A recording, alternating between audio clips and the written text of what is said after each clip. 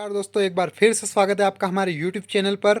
ज़रूर से बहुत ही इंपॉर्टेंट क्वेश्चन लाया हूँ, 100% बहुत ही ज़्यादा महत्वपूर्ण है। तो बिल्कुल पूरा देखिएगा, जिसकी एग्ज़ाम आगे आने वाली ज़रूर से कमेंट करना। बिल्कुल वीडियो आएगा, बिल्कुल PDF आएगा। बहुत ही महत्वपूर्ण क्वेश्चन है, बहुत सारी चीज़ें ऐसे सिखाऊंगा, नंबर पक्के हो जाएंगे, बहुत सारा ज़्यादा चांस बनता है। ये ज़रूर बोल देता हूँ, ये पेपर नहीं आएगा मेरे भाई, ये मत सोचो कि ये वाला पेपर आ जाएगा। पर मैं बोलता हूँ इसमें से बहुत सारे क्वेश्चन आएंगे, बहुत ही ज़्यादा इंपॉर्टेंट क्वेश्चन लेके आया हूँ। तो बिल्कुल तैयारी कर लो। अगर आपको पहले क्वेश्चन का आंसर अगर पढ़ लो, देखो क्या लिखा है, पंजाबी भाषा में गुरुमुखी पांडुलिपि का आविष्कार किसने किया था। तो अगर पता है तो बहुत अच्छी बात है कि आपने एग्ज़ाम की तैयारी बहुत अच्छे से कर ली है। नहीं पता है तो ज़रूर से वीडियो देखो, ज़रूर से ज्ञान मिलेगा, ज़रूर से बहुत ही अच्छी तैयारी हो जाएगी। तो चलिए आगे बढ़ते हैं। बहुत ही महत्वपूर्ण क्वेश्चन है, एक क्वेश्चन को भी मिस मत करना, वीडियो पूरा देखना, हो जाएगी तैयारी। तैयारी करने के लिए ज़रूर से और ज़रूर से सब्सक्राइब कर देना चैनल को, ताकि आगे भी वीडियो मिलते रहे। बहुत ही सारे महत्वपूर्ण क्वेश्चन हम लाते रहते हैं। तो बिल्कुल शुरू करते हैं। तो पंजाबी भाषा में गुरुमुखी पांडुलिपि का आविष्कार किसने किया था? गुरु नानक ने, गुरु अंगद ने, गुरु अमरदास ने या गुरु रामदास ने? तो देखिए, पंजाबी भाषा में गुरुमुखी पांडुलिपि का आविष्कार किया था गुरु अंगद ने। नोट कर लो, इंपॉर्टेंट है, कॉपी पेन लेके बैठा करो, ज़्यादा अच्छे से याद होता है। हरगोविंद खुराना को 1968 में के लिए नोबेल पुरस्कार से सम्मानित किया गया। किसके लिए किया गया था हरगोविंद खुराना को 1968 में नोबेल पुरस्कार से? तो वह चिकित्सा से संबंधित कार्यों के लिए। आगे बढ़ते हैं, अगला क्वेश्चन देखते हैं। बहुत सारी चीज़ें समझाऊंगा, बहुत ज़्यादा चांस बनवाऊंगे आपके पास होने के।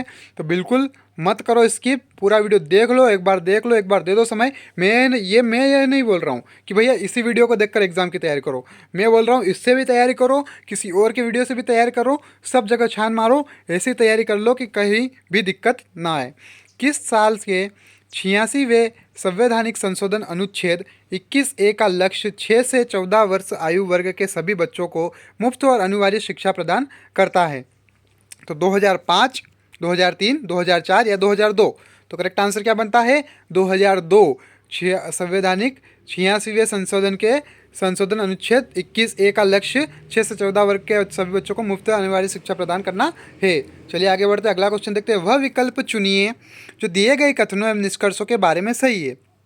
देखना, इसमें कथन देखना होता है और निष्कर्ष निकालना होता है। जो नए हैं उनके लिए समझा रहा हूँ, जिनको तो पहले से उनको तो पता होगा। इस तरह का पैटर्न सेम रहता है भाई, इसी तरह के क्वेश्चन आते हैं। तो क्वेश्चन रिपीट भी होते हैं, आगे एग्जाम में भी आ सकते हैं, और इम्पोर्टेंट तो है ही भाई। तैयारी कर लो, समझ जाओगे तो पक्का गारंटेड नंबर आ जाएंगे। कथन क्या है? सभी घन क्षेत्र घनाभ है, सभी घनाभ सिलेंडर है। निष्कर्ष क्या बनता है? सभी घनाभ घन क्षेत्र हैं, सभी सिलेंडर घनाभ है। तो करेक्ट आंसर क्या बनता है? करेक्ट आंसर जो है वो नहीं, निष्कर्ष 1 और निष्कर्ष 2 कोई नहीं निकलता, दोनों ही गलत है। निष्कर्ष में दोनों ही फेल हुए। भारत एक खोज किसके द्वारा लिखी गई है?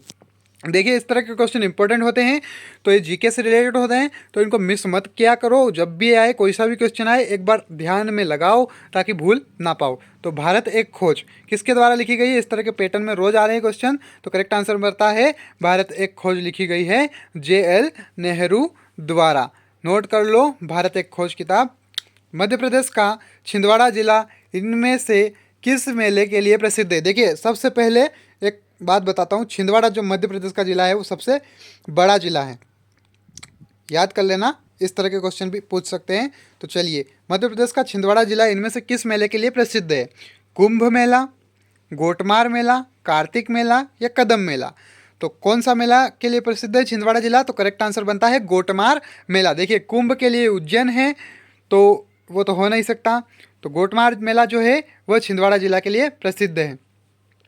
आगे बढ़ते हैं, और कदम मेला कहाँ के लिए? कार्तिक मेला भी शायद उज्जैन के लिए ही है। कदम मेला कहाँ के लिए? जरूर से कमेंट में बता देना अगर किसी को पता है, क्योंकि ये मुझे नहीं पता है। सीधी बात, सही बात। आगे बढ़ते हैं। फाहिन के शासनकाल में भारत आए थे अशोक, समुद्रगुप्त, चंद्रगुप्त वन या चंद्रगुप्त विक्रमादित्य? तो फाहिन के शासनकाल में भारत आए थे वह है चंद्रगुप्त विक्रमादित्य। फाइन के शासनकाल में यह भारत आए थे। आगे बढ़ते हैं। किस भारतीय राष्ट्रपति की उपाधि ज्ञानी थी? किस राष्ट्रीय भारतीय राष्ट्रपति की उपाधि ज्ञानी थी? एस राधाकृष्णन, जेएल सिंह, राजेंद्र प्रसाद या एपीजे अब्दुल कलाम? तो करेक्ट आंसर क्या बनता है? जेएल सिंह की उपाधि थी ज्ञानी। वह एक राष्ट्रपति थे, वह एक ज्ञानी भी थे, उनका एक नाम था ज्ञानी बन के। तो कोपरा, व्यामा और वीयरना सब प्रजातियां हैं चंबल की, बेतवा की, केन की या ताप्ती की? तो कोपरा, व्यामा और वियरना सब प्रजातियां हैं केन की, केन नदी की, समझ जाओ, नदी की प्रजाति। आगे बढ़ते हैं, अगला क्वेश्चन देखते हैं। अगला क्वेश्चन क्या बनता है? देखिए, क्वेश्चन को समझने की कोशिश करना, थोड़ा सा शांति से दिमाग लगा के सोचोगे, करेक्ट आंसर आपके सामने होगा। तो इस तरह के क्वेश्चन के नंबर पक्के हैं भाई, 100% बोल रहा हूँ, मत मिस करके आना, करेक्ट बोल रहा हूँ। वीडियो जरा सा भी पसंद आए, हेल्पफुल लगे, जरूर से कमेंट में जाके थैंक यू लिख देना। लाइक करना है करो, सब्सक्राइब करना है मत करो, करो जो आपकी इच्छा है करना भाई, जो इच्छा हो वो करना। यही क्रीम, यदि क्रीम क्रैकर का मतलब कंप्यूटर प्रोग्रामिंग है और यह प्रोग्रामिंग है, तब यह क्रीम क्रैकर नहीं है। देखिए, यदि क्रीम क्रैकर का मतलब कंप्यूटर प्रोग्रामिंग है और यह प्रोग्रामिंग है, तब यह क्रीम क्रैकर नहीं है। तो यह क्या है? गलत हुआ ना, या मैं भी हुआ, हो सकता है। तो देखिए, पूरी बात नहीं लिखी है, देखो कंप्यूटर प्रोग्राम लिखी है, इधर प्रोग्रामिंग लिखी है, तो क्या बनता है इसका करेक्ट आंसर? हो सकता है। देखिए, कंफर्म लिखा होता कि कंप्यूटर प्रोग्रामिंग, यदि ये कंप्यूटर प्रोग्रामिंग और क्रीम क्रैकर नहीं है तो फिर वो गलत बोल सकते थे। इसमें क्या बोला था? कंप्यूटर प्रोग्रामिंग है और यह प्रोग्रामिंग है, तब यह क्रीम क्रैकर नहीं है। तो इसका मे भी आंसर बनता है, यानी कि हो सकता है। आगे बढ़ते हैं, अगला क्वेश्चन देखते हैं। अगला क्वेश्चन क्या बन रहा है? निम्न आकृति में वृत्त कॉलेज के प्रोफेसरों को प्रस्तुत करता है। ठीक है, वृत्त जो है, नीचे आकृति दी गई है, वेट करो थोड़ा, पहले पढ़ो, ध्यान दो। वृत्त जो है कॉलेज के प्रोफेसरों को प्रस्तुत करता है। त्रिकोण दर्शाता है शल्य चिकित्सक विशेषज्ञ और आयुर्विज्ञान चिकित्सक आयत द्वारा प्रस्तुत किए गए हैं। त्रिकोण, शल्य चिकित्सक और आयुर्विज्ञान आयत के द्वारा। ठीक है, तो देखो आकृति, वृत्त देखो, आयत देखो, त्रिकोण देखो। अब क्या बनता है इसमें? शल्य चिकित्सक विशेषज्ञ, जो आयुर्विज्ञान चिकित्सक भी है परंतु प्राध्यापक नहीं है। कौन है वह? बताइए। शल्य चिकित्सक विशेषज्ञ, आयुर्विज्ञान चिकित्सक भी है। तो देखिए, शल्य चिकित्सक और आयुर्विज्ञान देख लो। शल्य चिकित्सक विशेषज्ञ कौन है भाई? त्रिकोण दर्शाता है शल्य चिकित्सक। ठीक है, त्रिकोण को देखो, और आयुर्विज्ञान कौन? आयत। ठीक है, आयत और शल्य चिकित्सक। तो देखो क्या बनता है, करेक्ट आंसर क्या बनता है? वह कौन है जो परंतु प्राध्यापक नहीं है? कौन है बताइए? वह है झेड, जो कि इन दोनों में नहीं है, सिर्फ एक में है। आगे बढ़ते हैं, किस में है वो? शल्य चिकित्सक भी नहीं है, आयुर्विज्ञान भी नहीं है। तो देखिए, वह क्या है? वह है कॉलेज का प्रोफेसर, उसी को पहचानना था, यानी कि प्राध्यापक नहीं है, वह है झेड। आगे बढ़ते हैं, गंगटोक की राजधानी है। किसकी राजधानी है भैया गंगटोक?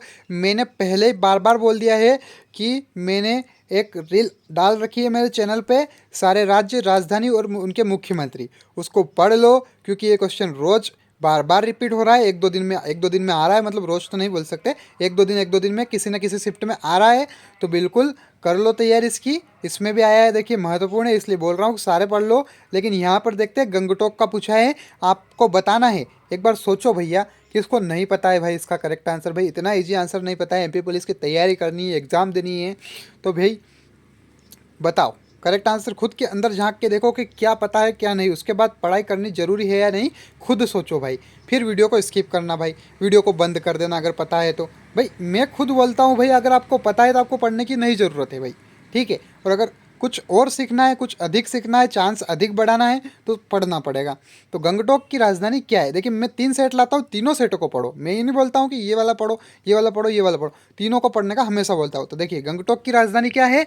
तो वह है सिक्किम। सिक्किम जो है, सिक्किम की राजधानी गंगटोक। ठीक है, आगे बढ़ते हैं, आगे बढ़ते हैं।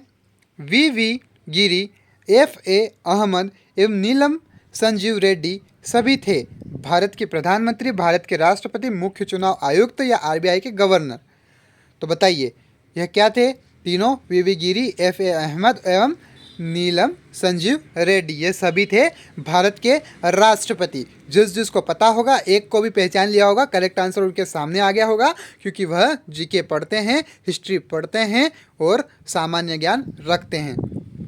जिनको नहीं पता है याद कर लो, जरूरी है। भारत रत्न प्राप्त करने वाली सबसे युवा महिला कौन थी? भारत रत्न प्राप्त करने वाली सबसे युवा महिला कौन थी? तो वह थी इंदिरा गांधी। याद कर लो, इम्पोर्टेंट है। आगे बढ़ते हैं। सबसे युवा आई मीन से सबसे युवा यानी कि सबसे जवान, सबसे कम उम्र में इन्होंने प्राप्त किया था इनमें से। देखिए इन सबको मिला है, ऐसी बात नहीं है कि इनको ही मिला है इंदिरा गांधी जी को। बाकी बात जो पूछी गई थी उसके आधार पर सही जो है वह है इंदिरा गांधी। यदि a प्लस बी माइनस सी है तो निम्न में से कौन सा सत्य है? देखिए ऊपर दिया गया है, ऊपर दिए गए डाटा को बिल्कुल ध्यान से पढ़ो। देखिए क्वेश्चन को पढ़ो ना भाई। एक्स प्लस वाई का मतलब एक्स वाई की बेटी है, ठीक है, यानी कि पापा कौन हुआ? वाई का एक्स हुआ, ठीक है। एक्स माइनस वाई का मतलब है एक्स वाई का पति है, ठीक है। एक्स इंटू वाई का मतलब है एक्स वाई का भाई है। तो ए प्लस बी माइनस सी, तो निम्न में कौन सा सत्य है? तो वह है सी ए की माता बनेगी। समझ लो, समझ जाओ, बिल्कुल इजी है भाई, समझोगे आ जाएगा समझ में। एक बार पढ़ने में नहीं आ रहा है, 10 बार पढ़ो, मैं बोलता हूँ आ जाएगा। एक बार आ गया कभी नहीं भूलोगे, मैं सीधा इशारा कर दूंगा ना भाई, करेक्ट आंसर तो पता चल गया भाई तुमको, सीधा बता दूंगा ऐसे हुआ ऐसे हुआ, समझ जाओगे। लेकिन भूल जाओ, खुद अगर समझ गए ना भाई मेरी बात को तो फिर नहीं आएगी कोई प्रॉब्लम, नहीं आएगी, मैं बोल रहा हूँ ना, नहीं आएगी भाई। चले बढ़ते हैं अगले क्वेश्चन की तरफ। 3 दोस्त एक यात्रा के लिए एक टैक्सी किराए पर करना चाहते हैं। टैक्सी मालिक उन्हें निम्नलिखित 3 विकल्प प्रदान करता है। देखिए 3 विकल्प है, पहले इसका क्वेश्चन देख लेते हैं ताकि अपने को आंसर देने में आसानी हो। यदि उन मित्रों की 600 किलोमीटर की दूरी पर एक जगह की यात्रा और अगले दिन वापस आने की योजना है तो कौन सा विकल्प बेहतर रहेगा? देखो 600 किलोमीटर की दूरी की जगह यात्रा है और अगले दिन वापस आने की योजना भी है, तो उनके लिए कौन सा बेस्ट ऑप्शन रहेगा? तीनों को पढ़ना है, समझना है, करेक्ट आंसर देना है, थोड़ा सा समय देना पड़ेगा, एग्जाम में भी देना पड़ेगा, हो जाएगा। देखिए तीनों ऑप्शन पढ़ते हैं। आप बिना ड्राइवर के टैक्सी किराए पर ले सकते हैं, उसका किराया प्रतिदिन 2500 रुपये होगा। ड्राइवर दूसरी एजेंसी से आ सकता है, उसका वेतन होगा 500 रुपये प्रतिदिन। देखिए उसको उनको अगले दिन आना है तो उनको क्या पड़ेगा? ये 3500 रुपये में पड़ जाएगा ये, ठीक है। आप पहली एजेंसी से ड्राइवर के साथ टैक्सी ले सकते हैं, उसका 2800 प्रतिदिन खर्च आएगा, लेकिन ड्राइवर को प्रतिदिन 250 रुपये देने पड़ेंगे। तो भैया यदि कुल दूरी की यात्रा 1500 किलोमीटर से अधिक की हो, देखिए ये तो नाइंसाफ़ी हो गई ना भाई, 1500 किलोमीटर की यात्रा तो इनकी ही नहीं, इनकी तो टोटल मिला के कम हो रही है। आप बिना ड्राइवर के टैक्सी किराए पर ले सकते हैं, उसका किराया प्रतिदिन 25 रुपये होगा। ड्राइवर दूसरी एजेंसी से आ सकता है, उसका वेतन 50 पैसे प्रति किलोमीटर होगा। भैया ये ऑप्शन कुछ ठीक लगता है, तो ऑप्शन नंबर सी हमें कुछ ठीक लग रहा है, तो हो सकता है यही सही है कि नहीं। अब आप खुद तीनों पढ़ो, आपको कौन सा सही लगता है भाई? आप खुद होते अगर उस जगह पर तो आप क्या करते? बात इजी है, समझने वाली है, थोड़ा सा दिमाग लगाओ, करेक्ट आंसर आपके सामने होगा। तो करेक्ट आंसर जो है वह बी है, क्योंकि उसमें बहुत कम खर्चा आ रहा है उनका, बहुत कम राहत कोष देना पड़ रहा है, तो वह सही है। क्योंकि देखो 1500 किलोमीटर के अधिक की होगी तो ठीक है, और 2800 प्रतिदिन का देना है उनको, 250 रुपये राहत कोष का देना है, अगले दिन ही उनको आना है, तो सबसे सस्ता कौन सा पड़ रहा है? बी वाला। तो क्या हुआ सही? बी वाला। देखो कोई आपको कह दे कि भाई सी सही है, आपके एग्ज़ाम में आपके पास कोई बैठा है, समझो मेरी बात को समझाने के लिए मैं बैठा हूँ भाई, तुम्हारे समझा के ही छोड़ूंगा। देखो तुमको कोई बोल दे भाई सी वाला ठीक लग रहा है, तो तुम बताए तुम क्या करोगे? जैसे मैंने किया तुम्हारे साथ वही तुम्हारे साथ और कोई भी ना करे, इसलिए समझ जाओ। भाई तुमको कोई बोल देगा यार सी वाला कुछ ठीक लग रहा है, तो तुमको बी वाले भी गलत ही लगने लग जाएगा भाई, कि पूरी तरीके से तो गलत है यार, ये भी गलत लगने लग जाएगा कि यार सी वाला कुछ ठीक लग रहा है, और ये भाई भी बोल रहा है कि भाई सी वाला कुछ ठीक लग रहा है। तो क्या करोगे भाई? सी पे टिक लगा के आ जाओगे? नहीं भाई, थोड़ा सा दिमाग लगाना है, खुद का सुनो, किसी और का मत सुनो भाई। खुद का दिमाग जिस दिन लगाने लग जाओगे ना, सब हो जाएगा भाई। रट्टा लगाना बहुत गलत बात है, मैं हमेशा बोलता हूँ रट्टा मत लगाओ। अगर ज़्यादा ही प्रॉब्लम आ रही है, नहीं हो रहा है यार, लगा लो भाई, मेरी तरफ से फिर छूट है भाई, फिर एग्ज़ाम ही पास करो। आगे जाके भी अच्छा दिमाग रखना है हमेशा के लिए, तो भाई पढ़ो, याद करो, दिमाग लगाओ, कोई दिक्कत नहीं, नहीं भूलोगे भाई, कभी नहीं भूलोगे, ज़िंदगी में कभी नहीं भूलोगे, ये बोल रहा हूँ मैं। कथन क्या है? सभी सिक्के गेंदे हैं, ठीक है, कथन पे ध्यान देना। सभी सिक्के गेंदे हैं, सभी गेंदे बल्ले हैं। निष्कर्ष क्या बनता है? सभी बल्ले सिक्के हैं, ठीक है, गेंदे बल्ले हो गए हैं। देखिए ऊपर क्या लिखा? सिक्के गेंदे हैं, सिक्के गेंदे हैं, गेंदे बल्ले हैं, ठीक है। तो बल्ले सिक्के हो सकते हैं क्या? आप बताओ, सोचो। और फिर नीचे देखते हैं, सभी गेंदे सिक्के हैं, ठीक है। तो कौन सा सही निकलता है इसमें? करेक्ट आंसर देखते हैं, निष्कर्ष 1 या निष्कर्ष 2 से कोई नहीं निकलता है, क्योंकि दोनों ही गलत हैं, दोनों ही मैच नहीं करते हैं। इजी है, समझ लो, इसको पढ़ो। मैं बोल रहा हूँ 2 बार पढ़ो, 2 बार में आ जाएगा करेक्ट आंसर आपके सामने। 100% बोलता हूँ, सही बोलता हूँ, झूठ नहीं चलेगा यहाँ पर, बिल्कुल भी नहीं चलने देंगे हम। यूट्यूब पर भी हम झूठ नहीं चलने देंगे। जुड़े रहिए हमसे, सब्सक्राइब कर लीजिए, सारी जानकारी समय पर मिलती रहेगी। अमरकंटक का पौराणिक नाम क्या है? बताइए ज़रा। एमपी पुलिस की तैयारी कर रहे हो भाई, पता होना चाहिए ना, इतना तो नहीं पता। चलो ठीक है, कोई बात नहीं, तुम्हारा भाई है भाई, मत करो चिंता, सब करवा दूंगा, बस सब्सक्राइब कर लो, हो जाएगी तैयारी पूरी। देखिए, अमरकंटक का पौराणिक नाम क्या था? तो अमरकंटक का पौराणिक नाम था विंध्या पर्वधाम, ठीक है। देखो, इस तरह के क्वेश्चन बहुत इंपॉर्टेंट रहते हैं, इसीलिए मैं लेके आता हूँ। एक भी क्वेश्चन ऐसा इजीली लेकर नहीं आता हूँ, ताकि ये सब एमपी पुलिस से रिलेटेड है भाई, एमपी पुलिस से सारे रिलेटेड है। ये पैटर्न्स के हिसाब से बनाए हैं, तो बिल्कुल इम्पोर्टेंट है और मिस करने लायक वीडियो नहीं है। तो भाई पूरी देखो, तैयारी करो। ये नहीं कह रहा हूँ कि भाई इसी वीडियो से तैयारी करो, मेरा कहने का मतलब ये भी नहीं है कि यही पेपर आएगा, पूरा पेपर आएगा, ये नहीं को बोल रहा हूँ मैं, ठीक है। ये बात सुन लो भाई। बहुत सारे लोग ऐसे हो जाते हैं भाई, डिपेंडेंट हो जाते हैं। डिपेंडेंट होना बहुत बुरी बात है, बहुत बुरी आदत है भाई। लव का नाम सुना है? सब जानते हो, जानते हो ना, ठीक है। लव में क्या होता है भाई, हम उस पर डिपेंड हो जाते हैं, बात करना उस पर डिपेंड, कुछ होना, किसी बात को बताना, कोई खुशी, सब उसके साथ बांटने लग जाते हैं, उसके साथ डिपेंड हो जाते हैं। दिल टूटता है, सुना है? फिर क्यों दर्द होता है? वो दर्द वही होता है कि वो इंसान से हमें लगाव हो गया था, वो उस पर डिपेंडेंट हो गए थे, और अब हम नहीं रह सकते उसके बिना, वो वाली चीज़ें। तो भाई मत होना, मत करना, एग्ज़ाम में जाके रोना पड़े ऐसा काम कभी मत करना। तो बिल्कुल तैयारी करके जाना। चलिए बढ़ते हैं। इस कथन के समान कौन सा कथन है उसको देखना है हमें। यह सत्य नहीं है। देखिए इसने बोल दिया सत्य नहीं है, यानी कि मे बी वाली बात हो गई, हो सकता है, नहीं हो सकता है, वो वाली बात हो गई, ठीक है। यहीं से समझना शुरू करो भाई, शुरू शब्द से ही समझना शुरू करोगे, समझ में आएगा। यह सत्य नहीं है कि कुत्ते और बिल्लियाँ दोनों भौंकते हैं। कुत्ते भौंकते हैं या बिल्लियाँ भौंकती है? कुत्ते भौंकते हैं और बिल्लियाँ भौंकती है। कुछ कुत्ते और बिल्लियाँ दोनों भौंकते हैं। तो देखिए उसने पहले ही बोल दिया था कि सत्य नहीं है। तो इस तरह के क्वेश्चन आए तो बिल्कुल मैं इजी स्टेप बताता हूँ, उसमें या शब्द बीच में लगा हो, बिल्कुल मेरे चैनल का नाम लेके, मेरा नाम लेके बिल्कुल करेक्ट आंसर बोल लगा देना। या वाला ऑप्शन सही निकलेगा, और देख लो निकला, निकला ना भाई। सीधी बात है, मेरे को भी नहीं पता है भाई, करेक्ट आंसर मेरे को भी नहीं पता है। जब तक नीचे स्क्रॉल नहीं करता हूँ तब तक मेरे को भी नहीं पता है भाई, ठीक है, नहीं पता है। मैं खुद बोल रहा हूँ भाई, मेरे को नहीं पता है, लेकिन समझा रहा हूँ, समझ लो, समझ गए, हो जाएगा। अब देखो कितना इजी क्वेश्चन आया भाई। इस तरह के पैटर्न को समझो भाई, पैटर्न को समझ जाओगे, एग्ज़ाम नहीं दिए आज तक तो भी बोल रहा हूँ बहुत अच्छा मार्क गेन करके आओगे। देखिए UNCOMMUNICATIVE, यानी कि अनकम्युनिकेटिव, ठीक है। अनकम्युनिकेटिव शब्द में कितनी बार व्यंजन स्वरों का अनुसरण करते हैं?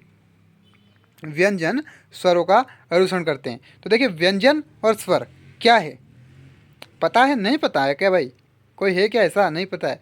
देखो भाई, नहीं पता है तो सबसे पहली बात, वीडियो को मेरे अभी रोक दो, कोई दिक्कत नहीं है, मेरे को अभी रोक दो, पहले जाके देखो कि भैया स्वर और व्यंजन क्या होते हैं। वीडियो को मेरी सेव करना है, कुछ नहीं, इजी स्टेप बताता हूँ।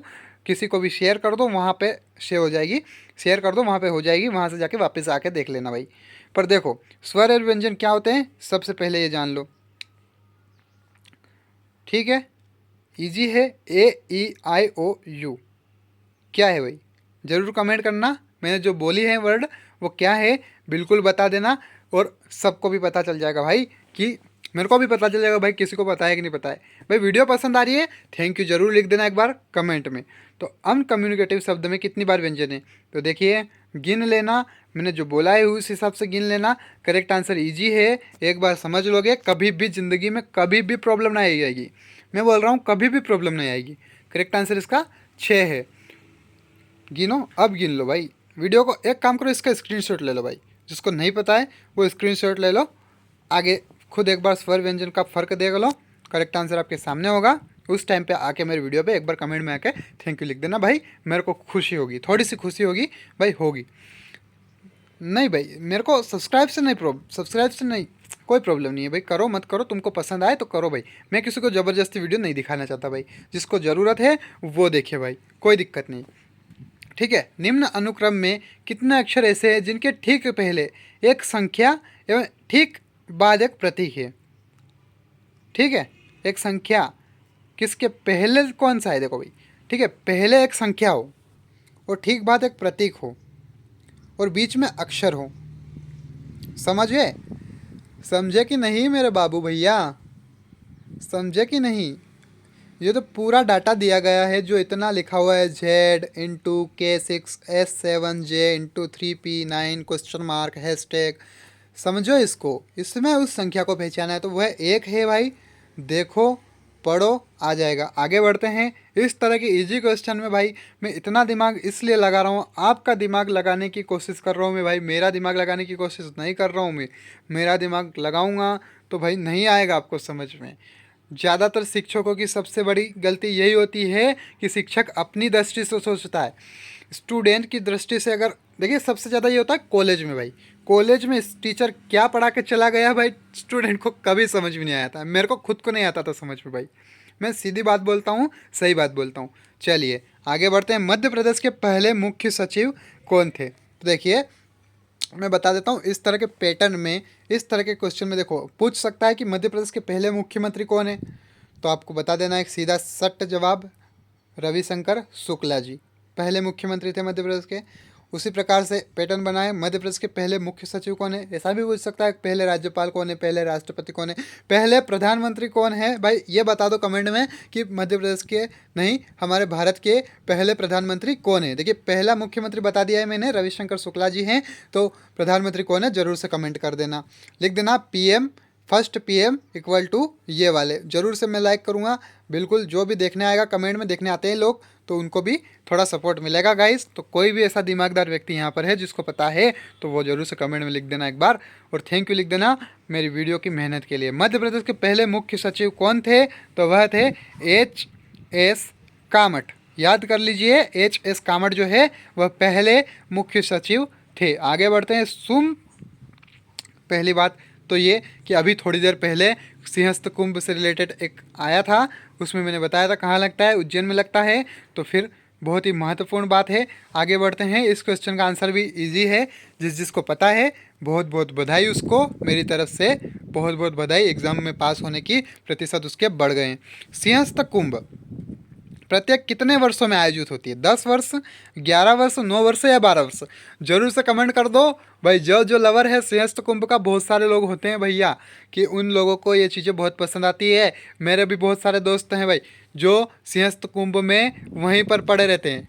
हाँ भाई, टेंट कैंप लेके वहीं पे पड़े रहते हैं, काम करते हैं भाई, काम भी करते हैं, किसी की मदद भी करते हैं, अच्छा काम भी करते हैं, बुरे काम भी करते हैं भाई। होते हैं दोस्त, ऐसे ही होते हैं भाई, जवानी में ऐसा ही होता है। मदद भी करेंगे, नहीं किसी को परेशान नहीं करेंगे, खुद जैसे कुछ नशा करना हुआ, भोलेनाथ की प्रसाद भाई समझो। सिंहस्थ कुंभ प्रत्येक वर्षों में आयोजित है, वह है 12 वर्ष। सिंहस्थ कुंभ प्रत्येक 12 वर्षों में आयोजित होता है। नोट कर लो, बहुत ही इंपॉर्टेंट चीज़ है, कभी भी नहीं बदलने वाली है ये चीज़, सदियों से चलती आ रही है भाई, सदियों से। आगे बढ़ते हैं, अगला क्वेश्चन देखते हैं। निम्न प्रश्न में वह युग्म ज्ञात कीजिए जो बाकियों से अलग है। क्या है वह? सिर और टोपी, धोती और छाती, हाथ और दस्ताने, पैर और जूते। तो बताओ क्या अलग है भाई? इस क्वेश्चन का आंसर भाई मैं हाथ जोड़ता हूँ भाई, प्लीज़ यार इस क्वेश्चन का आंसर भाई दे दो यार। नहीं, मन मन में सोच लो, मैं नहीं बोल रहा हूँ भाई, कमेंट करने का नहीं बोल रहा हूँ, मत बोलो यार, मत सोचो मेरे बारे में, मत सोचो भाई बुरा, मैं किसी का बुरा नहीं चाहता हूँ भाई। ठीक है, देखो सिर और टोपी हुआ मैच, मैच हुआ है ना।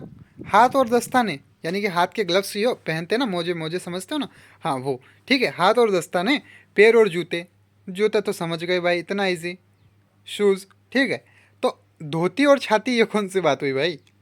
ठीक है, करेक्ट आंसर बनता है क्या? धोती और छाती। अगला क्वेश्चन देखते हैं, अगला क्वेश्चन क्या बन रहा है। मध्य प्रदेश में मैग्नीज निम्न में से किन जिलों में पाई जाती है? बहुत बार समझा चुका हूँ, पहले शुरू से जब फॉर्म डल रहे थे एमपी पुलिस के ये 2023 वाली एग्ज़ाम में, तभी से बोल रहा हूँ मैं, तभी से वीडियो आ रही है मेरी, कोई दिक्कत नहीं है। मैंने उसी टाइम पे चैनल चालू किया था भाई। नया हूँ, यूट्यूब पर नया हूँ, पर जेन्यून हूँ, इसलिए बहुत जल्दी सब्सक्राइबर भी बहुत अच्छे हो चुके हैं। आप खुद देख सकते हैं, कम से कम 1375 ऐसे कुछ सब्सक्राइबर हो चुके हैं मेरे को अभी तक कुछ नहीं मिला है भाई यूट्यूब से, 1 रुपया भी नहीं मिला है, सही बोल रहा हूँ। पर मेहनत मेरे को मतलब नहीं है भाई, मेरे को नहीं मतलब है, मेरे को सही जानकारी पहुंचानी है भाई। मत करो सब्सक्राइब भाई, मेरे को, मैं नहीं बोलता हूँ कि सब्सक्राइब करो भाई, मत करो लाइक। भाई पसंद आए तो आप लाइक करोगे, कोई अगला बंदा आके देखेगा तो कम से कम उसको लगेगा कि भाई इतने लोगों ने लाइक किया है, इतने लोगों ने लाइक किया है, कुछ तो होगा भाई। कमेंट में थैंक यू लिखोगे तो कुछ लोग देखेंगे, उनको लगेगा कि हाँ भाई कुछ काम वाली चीज़ है, तो वो भी देखेंगे, उन तक भी जानकारी पहुँचेगी। भाई शेयर कर दो, जिसको ज़रूरत है वो देखेगा, पर तुम्हारी नज़र में देखो कि किसको ज़रूरत है। नहीं है, कोई पागल है जिसने भर दिया है फॉर्म, उसको मत भेजना भाई, फालतू के लोगों के लिए नहीं है वीडियो। मध्य प्रदेश में मैग्नीज निम्न में से किस जिलों में पाई जाती है? तो वह है बालाघाट और छिंदवाड़ा। नोट कर लो, मैग्नीज कहाँ पर पाई जाती है? बालाघाट और छिंदवाड़ा। आगे देखते हैं अगला क्वेश्चन क्या बन रहा है। साइलेंट वैली नेशनल पार्क में स्थित है, कौन से नेशनल पार्क में स्थित है? पलक पलक्कड़, चेन्नई, मदुरै या हैदराबाद? तो साइलेंट वैली नेशनल पार्क, देखो नेशनल पार्क है, पता होना जरूरी है कि नहीं? खुद सोचो, पहले सोचो, दिमाग में सोचा, जरूरी है, ठीक है, पता होना चाहिए, ठीक है, पता, देखो हाँ बोल रहा होगा बंदा, मन मन में हाँ बोल रहा होगा। पर अब मैं क्वेश्चन पूछता हूँ, क्या आपको पता है भाई? बोल रहे हो पता होना चाहिए, नेशनल पार्क की बात है भाई, हमारे देश से रिलेटेड बहुत महत्वपूर्ण है, हम कॉम्पिटिटिव एग्जाम की तैयारी कर रहे हैं, हमें पता होना चाहिए। तो भाई क्यों नहीं पता है भाई? आज बता रहा हूँ, याद कर लो, कल अगर क्वेश्चन आया ज़रूर पूछूंगा कि भाई बताओ। नए बंदे होंगे उनको कमेंट में आंसर मिल जाना चाहिए, और कमेंट करने वाला बंदा वही होना चाहिए जो आज ये वीडियो देख रहा है। साइलेंट वैली नेशनल पार्क में है, वह है पलक्कड़, पलक्कड़ में, याद रख लो, पलक्कड़ में। Silent valley national park Palakkad में है। आगे देखते हैं अगला क्वेश्चन क्या बन रहा है। 5 व्यक्तियों ABCD और E का एक समूह है, उनमें से एक उद्यान विशेषज्ञ है, एक भौतिक शास्त्री, एक पत्रकार है, एक उद्योगपति और एक वकील है। सुना भाई, सुना ना? 5 व्यक्ति है, 5 व्यक्ति क्या क्या है, उनके बिजनेस प्रोफाइल क्या है वो बताइए इसमें। तो देखिए, इनमें से 3 AC और वकील कॉफ़ी के बजाय चाय पसंद करते हैं, और 2 B और पत्रकार चाय के बजाय कॉफ़ी पसंद करते हैं, ठीक है। उद्योगपति D और A एक दूसरे के मित्र हैं, परंतु इनमें से 2 चाय के बजाय कॉफ़ी पसंद करते हैं। उद्यान विशेषज्ञ C का भाई है। तो निम्न में से कौन सा समूह में वह व्यक्ति है जिसे कॉफ़ी पसंद है पर वह एक पत्रकार नहीं है? देखो इसमें पूछ लिया गया है भाई, पत्रकार नहीं होना चाहिए और उसे कॉफ़ी पसंद होनी चाहिए, ठीक है। तो वो समूह देखो जिसमें पत्रकार नहीं है और उसे कॉफ़ी पसंद, जिसे कॉफ़ी पसंद है पर वह पत्रकार नहीं है। देखिए कॉफ़ी पसंद है पर पत्रकार नहीं होना चाहिए, ठीक है। कॉफ़ी पसंद वाले देखो, सबसे पहले ढूंढो इसमें कॉफ़ी के किस किस को पसंद है। पत्रकार को देख लो ना भाई, पत्रकार है लेकिन नहीं है वो, तो देखो ना भाई, देखो, पढ़ो पढ़ो, मैं बोल रहा हूँ ध्यान देना पड़ेगा भाई, समय देना पड़ेगा। तो 2, देखिए पत्रकार नहीं है और कॉफ़ी पसंद है, वह है A और B, ठीक है। आया समझ? नहीं आया क्या भाई? अरे भाई पढ़ो यार, एक बार और पढ़ लो, जिसको नहीं आया वो पढ़। देखो मेरे चैनल पे आए हो, मेरा वीडियो देख रहे हो, समझ में नहीं आए ये मैं नहीं होने दूंगा भाई, ठीक है। आया करेक्ट आंसर? आ जाना चाहिए भाई, आ जाना चाहिए। अगला क्वेश्चन देखते हैं। निम्नलिखित क्षेत्रों में से कौन सा भारत में प्रत्यक्ष विदेशी निवेश के लिए प्रसिद्ध नहीं है? लॉटरी, निधि, चिट फंड या रक्षा उद्योग? तो निम्नलिखित क्षेत्रों में से कौन सा भारत में प्रत्यक्ष विदेशी निवेश के लिए निषिद्ध नहीं है? तो वह क्या है? लॉटरी है, निधि है, चिट फंड है या रक्षा उद्योग है? तो करेक्ट आंसर क्या बनता है? डिफेंस इंडस्ट्री, यानी कि रक्षा उद्योग। वह प्रत्यक्ष विदेशी निवेश के लिए निषिद्ध नहीं है। आगे बढ़ते हैं, अगला क्वेश्चन देखते हैं।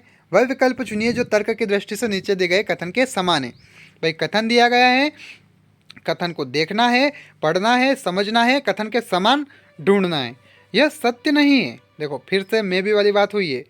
समझ में आ रहा है कुछ?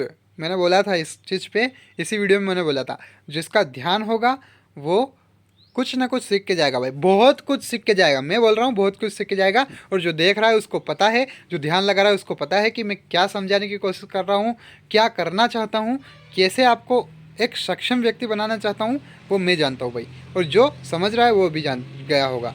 तो यह सत्य नहीं है कि सीता और गीता रामा की बहनें हैं। सीता रामा की एक बहन है या गीता रामा की एक बहन है? सीता रामा की बहन नहीं है, या गीता रामा की बहन नहीं है। सीता रामा की बहन है और गीता रामा की बहन है।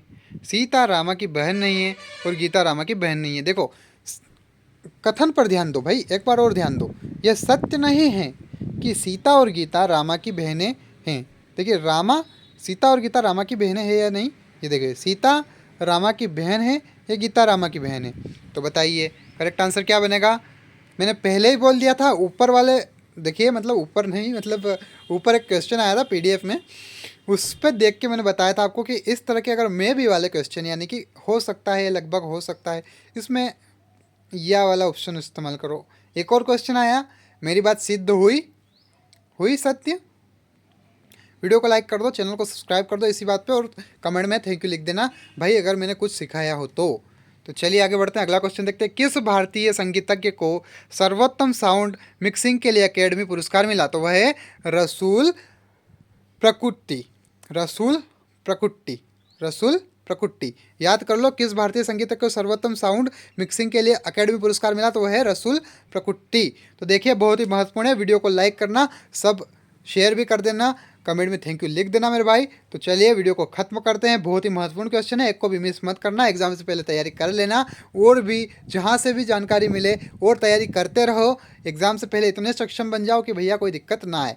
Thank you. आगे और वीडियो आती रहेगी, चैनल को सब्सक्राइब कर लेना। देखने के लिए भैया मेरी तरफ से बहुत बहुत धन्यवाद और आपका आभार।